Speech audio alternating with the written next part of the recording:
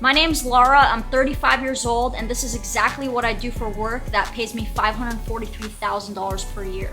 Since so many of you asked, I do e-commerce. E-commerce is basically selling physical products online to consumers through my own web shop. And the way it works is you want to find products that solve a problem that you can sell to consumers. Consumers are always looking for their problems to be solved.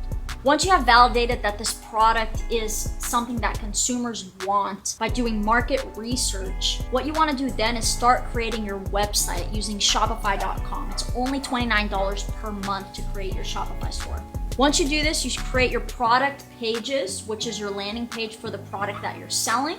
And then you start driving traffic to that product page using different ad platforms. You can do Google, Facebook, and/or Pinterest. You drive customers to your store, they buy the product, and you keep the profits after the cost of goods and the ad costs. So say for example, you were selling a product for $50 and it cost you $20 to acquire the product. That leaves you with $30, right? Then it costs you about $15 to acquire the customer from social media ads. That leaves you with a $15 profit per item sold. That means you would only have to sell 20 products per day to make $300 profit per day. And that right there is 6 figures. Now imagine you had multiple products making you that profit. Just use your imagination.